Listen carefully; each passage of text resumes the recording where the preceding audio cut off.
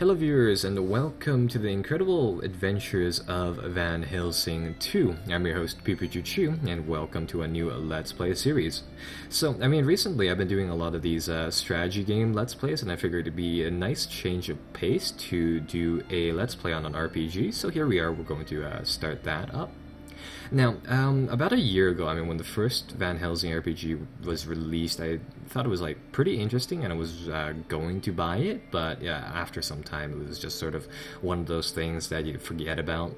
And well, now that the sequel has been released, I figured I might as well just buy it and try it out. Seeing as how these RPGs are only $15. Granted that they're fairly short in comparison to say other RPGs, but for the price point, it's very highly polished, and it's actually a 20 gigabyte download for this one. So let's begin and let's create a character, and we'll begin the story from there. Now, oddly, one of the things that you can do here is that you can import a character from the first game, and oddly enough, it gives you the option to actually start the game off from level 30, and I think that is really just supposed to be a feature for people who may have deleted the first game and then deleted their save games along with it, but that's an option. So obviously, because I don't have a save file from the previous game, I think I'll just go from the normal start, and we will just begin as a level 1 person here. So there are 3 different classes inside the game. You have the Hunter, the Thaumaturge, and the Arcane Mage here. The Hunter is pretty much like an Omni, warrior person, and it is the one that we're going to do our Let's Play on. The other 2 here seem to be more so of, say, support classes more so than anything, because you have this guy, which is a offensive sorcerer type, more or less just a lot of AoE abilities and stuff like that. And you also have this class, which I find particularly interesting, although slightly disappointing, the Arcane Mechanic, which is this engineer slash ranger type of guy.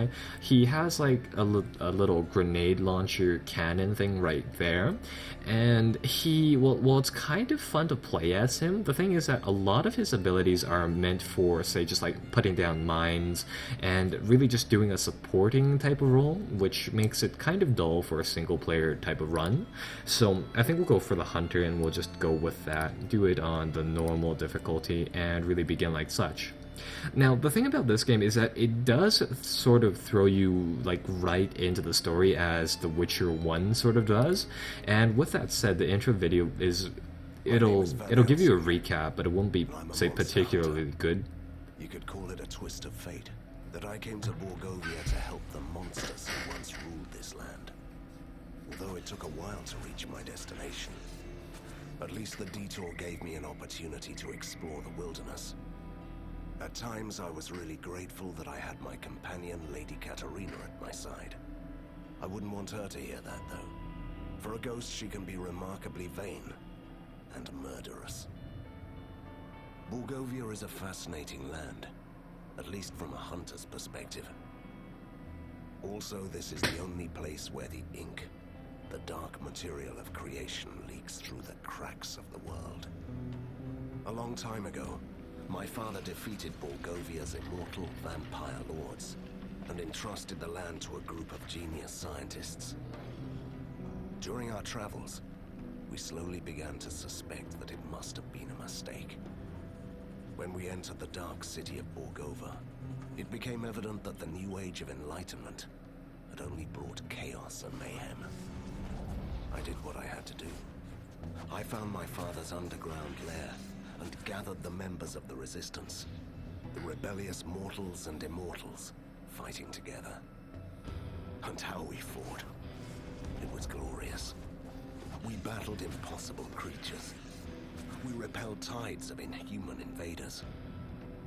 And I wouldn't rest until I defeated the last mad scientist, Professor Fulmigati.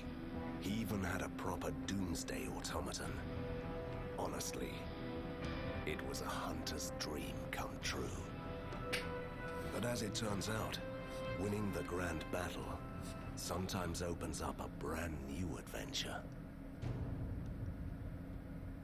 Right, so as you can probably tell, it does just sort of give you a very, very summarized version of the first game.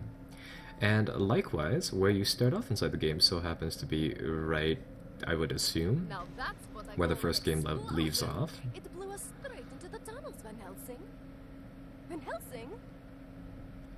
No, don't you die on me. I'm too young to haunt the same place for eternity. That's touching, Katerina. Don't give up. You have just defeated your first villain. You have so many things ahead of you. I'm not dying. I'm just stuck. What is this? Who are you? Stay back! Move aside. I'm warning you. You're powerless for the moment. Please move aside.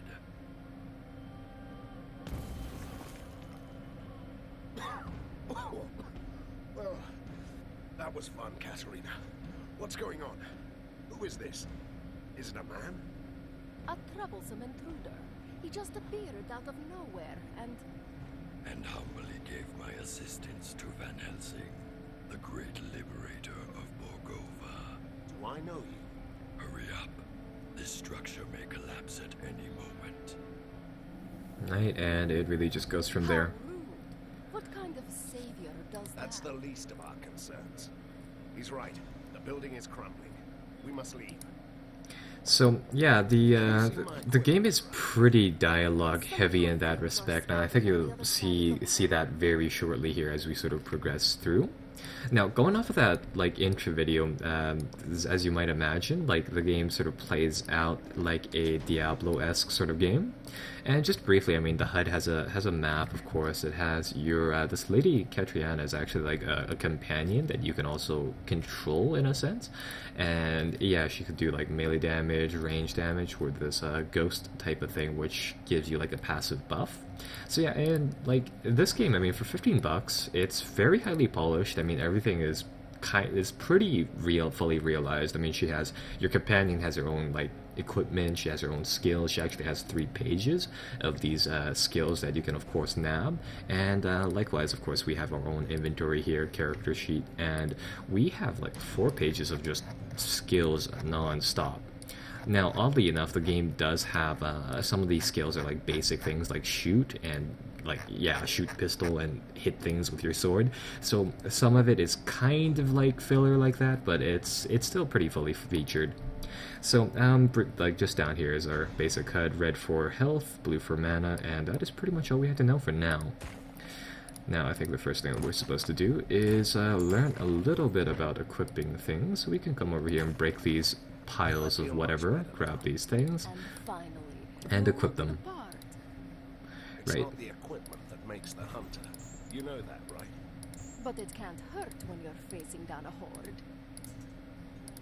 Right, so yeah, we have a hat, we have some quality armor, a light cloak, and some leather boots, and a bastard sword. So all of these things just effectively give us more defense or DPS. So we have a few of those things equipped, and well, we can just sort of proceed as follows.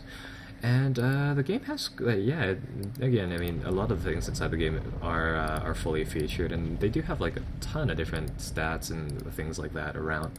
So, I mean, all of these things do play into the game's combat, and we'll see that shortly, but for the most part, you don't necessarily have to keep track of it unless you really want to. So we will just get rid of these guys like such. It's pretty easy, at least for the early bit here. And I think you get a level up very shortly here, so the minute we get rid of these guys, no? Perhaps, yeah, over here. We get a level up just by sort of going through this first bit. And once we unlock that, then the game opens up again a little bit more, and then shortly after a little bit more, even such. So let's check out some of the abilities that we have here. And yeah, when you level up, it will... Made it out. Good. You will find an ink gate at the end of the next hallway. It will take you to your secret lair. Hold on. First, I want to know who you are. And perhaps you could explain why you are so helpful. The mask hides deformations and the scars. The reminders of years of captivity in a You were a land. test subject? Fulmigadi's favorite. Once a powerful being, now only a husk of my former self. You're Until doing this out of gratitude. and revenge. So you're proposing? I must take my leave. We'll talk more later. Right, so I think I'll skip some of some of the dialogue, mainly due to the fact that it's pretty damn lengthy if you let it play out fully. But as I was saying, well, let's check out, say, the skills here now that we've leveled up, and really just see how that works. So yeah, when you level up, you gain, because I mean there's a lot of different spells and skills and things like that. You gain 3 ability points per level up to spend on skills, and 5, I would say, like statistic points to spend on like the statistics here. So briefly, the stats for the game it's only like 4 categories. It's just body, dexterity, willpower, and luck. So body here will just effectively give you more HP, melee damage, and defense, and I'm just going to spend the 5 that we get on that immediately. And dexterity is more or less range and dodge. Willpower is like mana and casting power for spells, and luck is more or less just loot gathering stuff. So we'll level that up, and we'll just check out the abilities here. So, yeah, like I said, I mean, the basic attacks inside the game are also considered skills, and I think it's just sort of kind of filler, but at the same time you can level up your basic attacks, so then they do slightly more damage. But the one that I'm going to spend our initial 3 ability points on is this lightning strike ability, and we'll level that up to the second tier of it immediately. And well, the neat thing about the different abilities inside the game is that they have this system of power-ups for it. So we can say unlock the base skill here, which is lightning strike, and this one it's a mana based ability. It doesn't say do too much damage on one particular target, but it will do AoE damage, so it's like a chain lightning type of thing, and that's the reason why it's useful.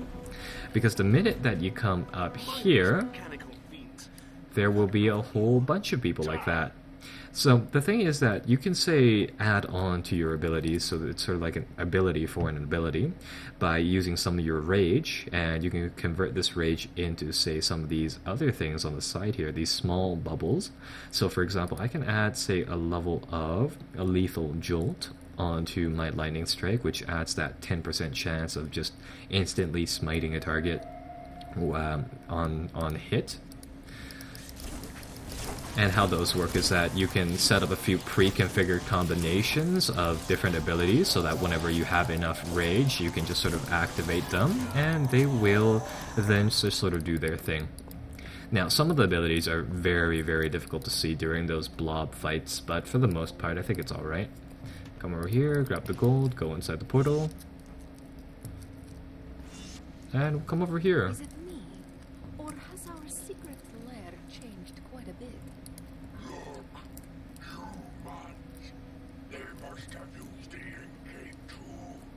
Now they're trapped here like us. Good. I'm hungry. Right, so that is sort of that.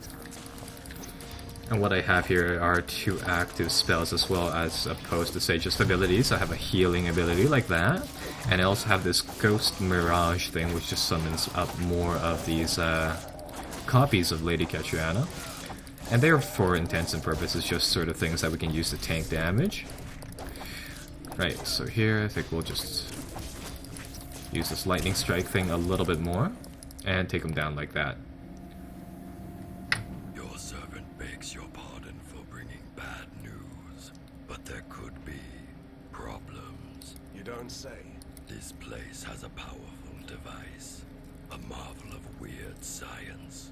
It binds this patch of the ink into a loop that won't let anyone escape. You seem to be able to come and go as you please. I have a particularly strong connection to the ink. Then get us out. Take us with you. That's beyond this one's powers. Why should I trust you? Trust is overrated. I don't Right. trust that humble.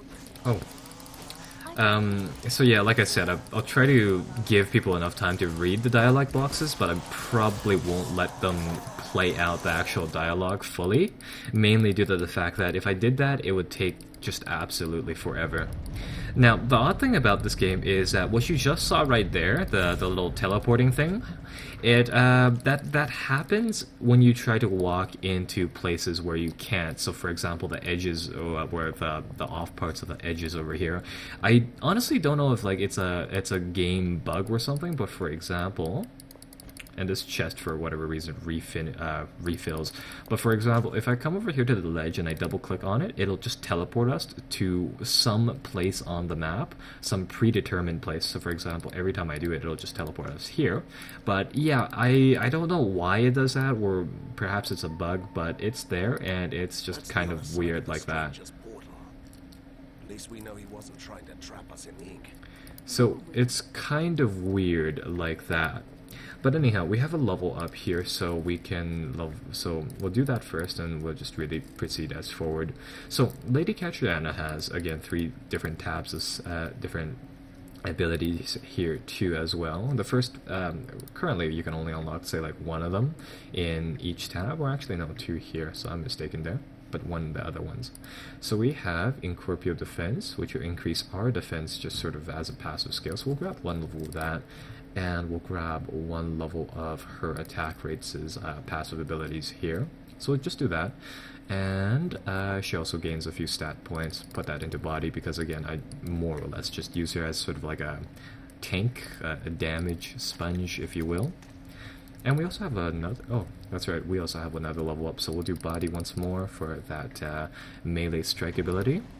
Do lightning strike once more, and I think we'll grab the 2 other power-ups for it here. So we'll do that, we'll get all of that stuff set up, and what we can do now is that we can open up this power-up combo setup.